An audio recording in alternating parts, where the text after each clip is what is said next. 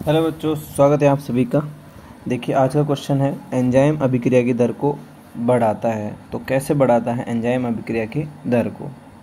आपके पास ऑप्शंस हैं। Option A है, ऑप्शन ए क्या कहता है? ऑप्शन ए कहता है कि सक्रियण ऊर्जा को कम करके। ऑप्शन बी कहता है सक्रियण ऊर्जा को बढ़ाकर। ऑप्शन सी कहता है ताप बढ़ाकर। ऑप्शन डी कहता है सांद्रता बढ़ाकर। इनमें से कौन सा ऑप्शन है जो सही होगा? तो देखिए, जो एंजाइम होता है, एंजाइम क्या करता है? एंजाइम का काम होता है उत्प्रेरण का, है ना। ये उत्प्रेरक है, इसको जैव उत्प्रेरक भी कहते हैं। एंजाइम का काम है उत्प्रेरण करने का, और एंजाइम करता क्या है? अभिक्रिया की दर को कई गुना बढ़ा देता है। क्या करता है? अभिक्रिया की दर को कई गुना बढ़ा देता है, बहुत ज़्यादा बढ़ा देता है। लेकिन बढ़ाता कैसा है? इम्पोर्टेंट क्वेश्चन ये है कि कैसे बढ़ाता है। तो इसका आंसर तो हो जाता है, ये जो अभिक्रिया की दर को बढ़ाता है सक्रियण ऊर्जा को कम करके। इसको कम करके सक्रियण ऊर्जा को। तो फिर क्वेश्चन आता है सक्रियण ऊर्जा क्या है? तो देखो बच्चों, सक्रियण ऊर्जा क्या है? सक्रियण ऊर्जा, सक्रियण ऊर्जा के बारे में बात करें तो यह ऊर्जा का वह मान है ना, जो किसी भी कारक को या किसी भी अभिकारक को क्रिया में संक्रमण अवस्था प्राप्त करने के लिए, या हम कहें कि उत्पाद बनाने के लिए आवश्यक है ना। तो ये क्या है? ऊर्जा का वह मान जो क्रियाकारकों को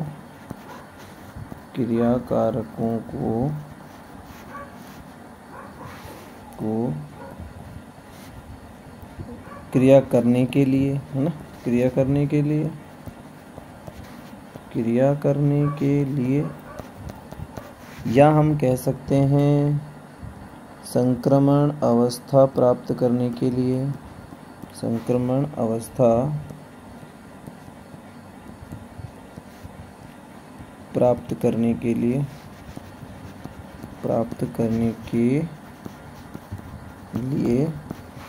आवश्यक होता है।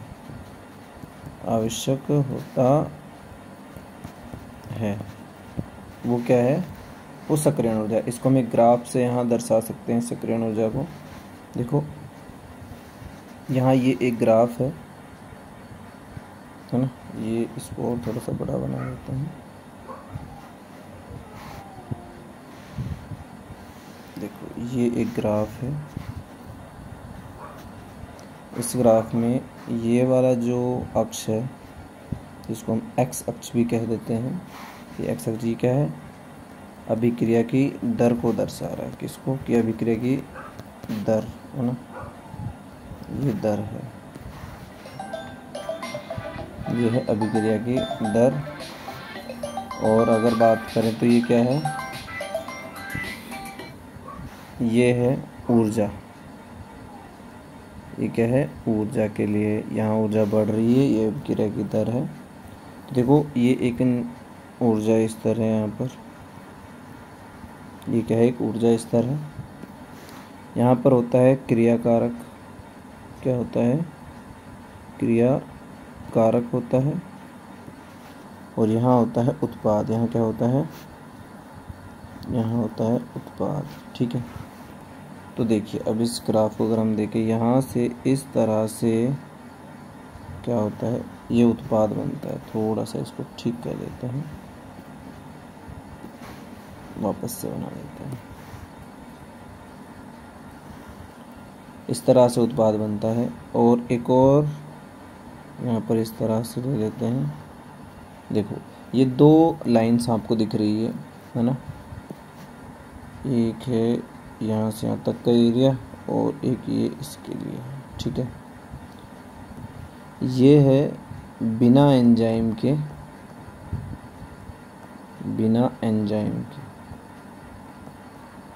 क्या है? ये संक्रमण अवस्था है।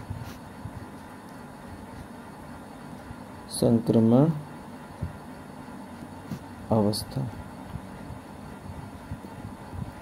और ये है जब एंजाइम उपस्थित हो, ये भी संक्रमण अवस्था ही है, संक्रमण अवस्था। ठीक है, ये कब है? जब एंजाइम उपस्थित हो। क्या हो? एंजाइम उपस्थित होता है तब वाली कंडीशन है।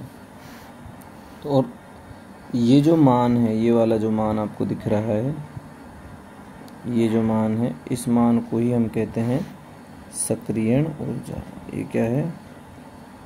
सक्रियण ऊर्जा है, और ये इसके लिए सक्रियण ऊर्जा है, सक्रियण ऊर्जा।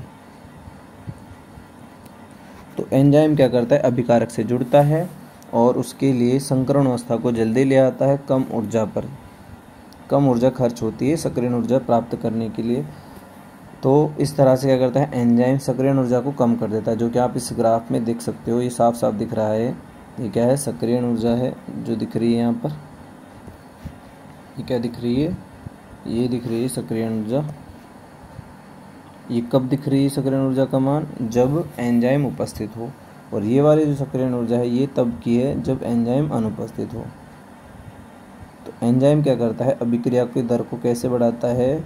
सक्रियण ऊर्जा को कम करके अभिक्रिया की दर को बढ़ा देता है। ये है आपके क्वेश्चन का आंसर। धन्यवाद।